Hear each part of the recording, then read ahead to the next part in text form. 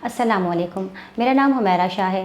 देखिए, आज जिस टॉपिक पर मैं बात करूँगी वो एक ऐसा अमल है जो कि दिन ब दिन हमारे माशरे से, हमारी फ़ैमिलीज़ से और हमारी ज़िंदगियों से ख़त्म होता जा रहा है। अगर अभी भी हमारे जो घर के सरबराह हैं या हमारे जो बड़े हैं उन्होंने अपने इस अमल को जो है वो इस अमल पे काम नहीं किया तो इसका असर हमारे बच्चों पे पड़ेगा। क्योंकि बच्चे वो ही करते हैं जो हम करते हैं, वो हमें देखकर जो है वो चीज़ों को सीखते हैं। मैं बात कर रही हूँ एक मस्बत रवैये की, कि आप किसी भी माहौल में रहकर अपने रवैये को मस्बत कैसे रख सकते हैं। देखिए, 3 किस्म के लोग पाए जाते हैं रिसर्च के मुताबिक। और सबसे पहले तो वो लोग होते हैं कि जो एडजस्ट करना जानते हैं। एडजस्ट करने से मेरी मुराद हरगिज़ ये नहीं है कि सामने वाला अगर आपके साथ बुरा कर रहा है तो मैं भी उसके साथ बुरा कर लेता हूँ, इस तरह ज़िंदगी गुजर जाएगी। बल्कि यहाँ पर एडजस्ट करने से मुराद है कि सामने वाला चाहे कितना ही गलत कर रहा हो, आपको पॉजिटिव रहना है और आपको अपने माइंड को स्टेबल रखना है। दूसरी तरह के लोग वो होते हैं कि जो चीज़ों को छोड़ देते हैं। कोई नौकरी समझ में नहीं आई तो छोड़ दो, कोई बात समझ में नहीं आई, किसी के साथ कोई मामला तय नहीं पाया तो छोड़ दो। तीसरी कैटेगरी जो लोगों की होती है वो लोग होते हैं जो कि एडजस्ट तो कर लेते हैं लेकिन वो अंदर से परेशान रहते हैं। तो सबसे पहले मैं बात करूंगी कि रिसर्च ने ये बताया है कि ऑप्शंस जो है वो सेकंड ऑप्शन की तरफ लोग जाते हैं। लोग अक्सर चीज़ें अगर उनकी समझ में नहीं आती हैं तो इनको छोड़ देते हैं।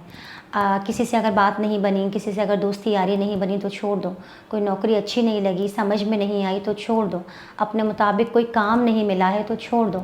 यहाँ तक कि अगर आपको कोई मिसेज समझ में नहीं आ रही, बीवी समझ में नहीं आ रही तो आप छोड़ दो।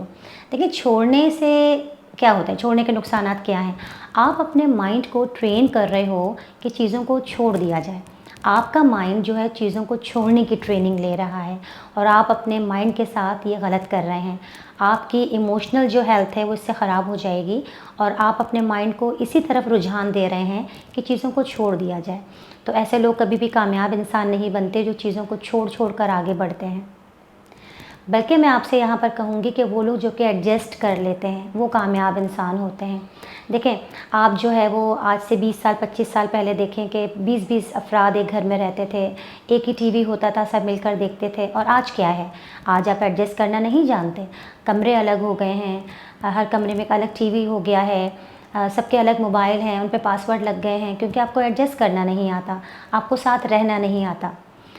एडजस्टमेंट की एक्टिविटी अपने माइंड को दीजिए और जब आपके माइंड को ये पावर मिल जाएगी तो ये पावर दिन ब दिन बढ़ती जाएगी और एक वक्त ऐसा आएगा कि आप हर किस्म के मामलात में, हर किस्म के हालात में पॉजिटिव रहते हुए एडजस्ट करेंगे।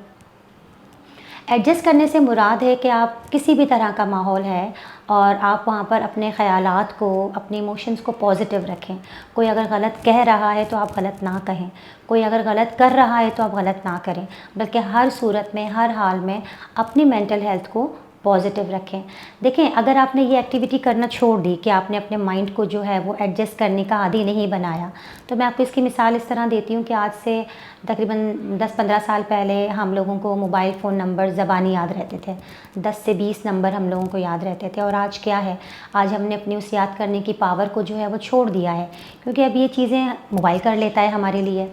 तो फिर क्या हुआ ग्रेजुअली कि आहिस्ता आहिस्ता याद करने की आदत हमारे माइंड ने छोड़ दी।